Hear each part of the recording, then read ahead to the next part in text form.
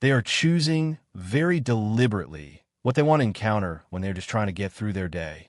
That is not weakness. That is self-preservation. There is a third reason, and this one is perhaps the least obvious, but once you see it, you cannot unsee it. Control.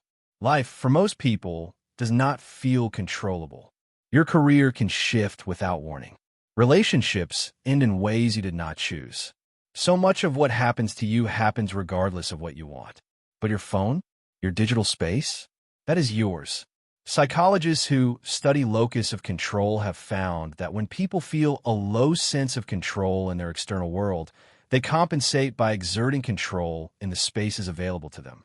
For some people, that looks like reorganizing their living space. For a growing number of people, it looks like aggressively curating their digital environment. Deleting old photos is a way of saying, I may not be able to control everything that has happened to me, but I can control what I choose to hold on to. The person who quietly deletes old photos on a Tuesday night may simply be someone who is practicing, in a very small way, the art of letting go. Now here is the reason that lives closest to the surface, the one people come nearest to admitting, but rarely fully do.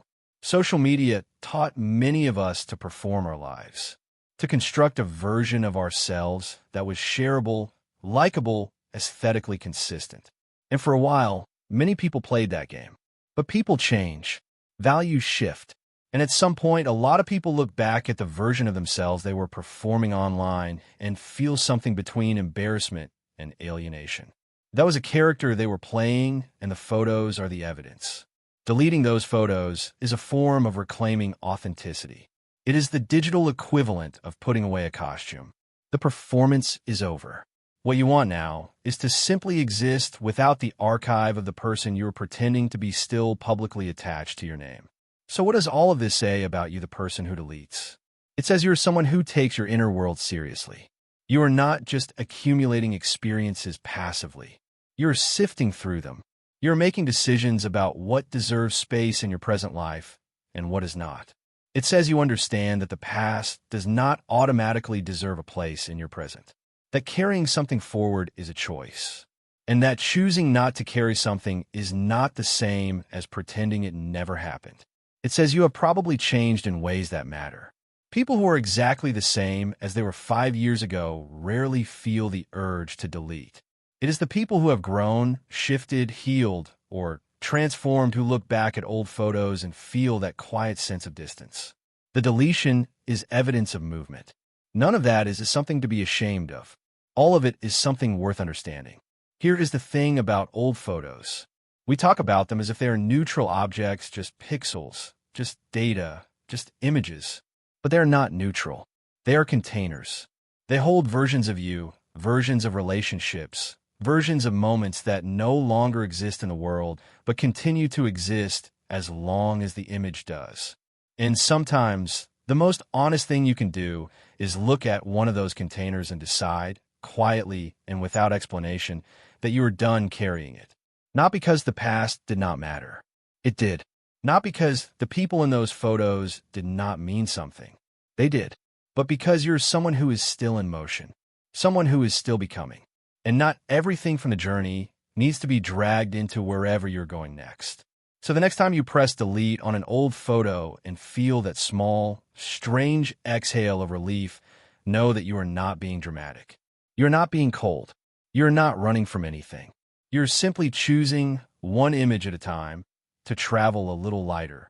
There is a specific kind of quiet that comes over you when you are going through your old photos late at night. You are scrolling slowly, almost without thinking, and then you stop. There it is. A picture from a few years ago. Maybe a group photo from a trip you once loved. Maybe a selfie from a chapter of your life that no longer exists. You look at it for a moment and then, without fully understanding why, you press delete.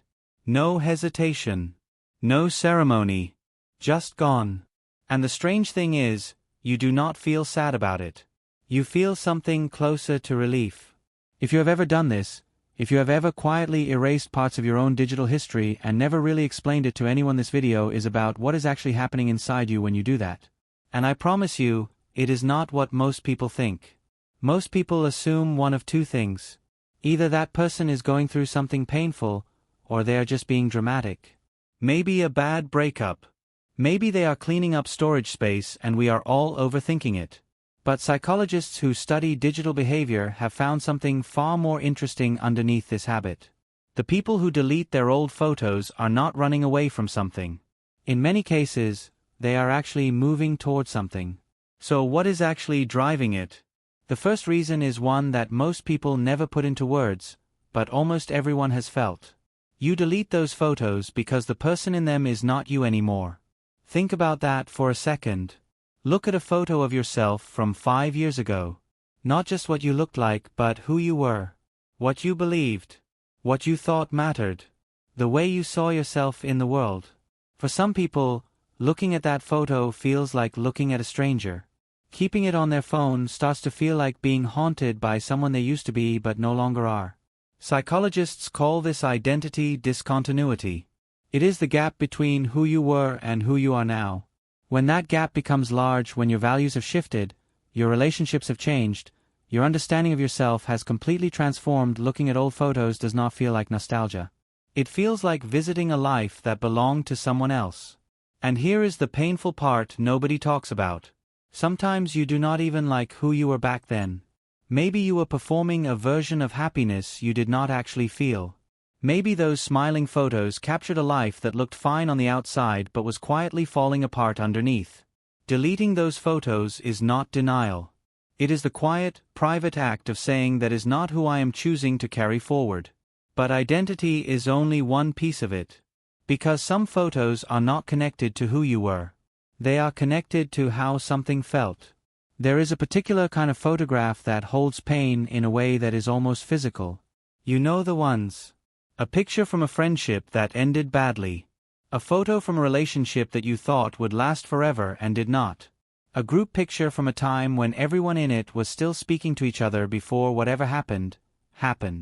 These photos do not just show you a moment. They pull you back into it. Psychologists describe something called involuntary emotional recall. It is what happens when a sensory trigger bypasses your conscious mind entirely and pulls you straight into the emotional state of a past moment. You are not just remembering the day the photo was taken. You are briefly living inside the feeling of it. For people who have experienced grief, heartbreak, or trauma, this kind of recall can be genuinely destabilizing.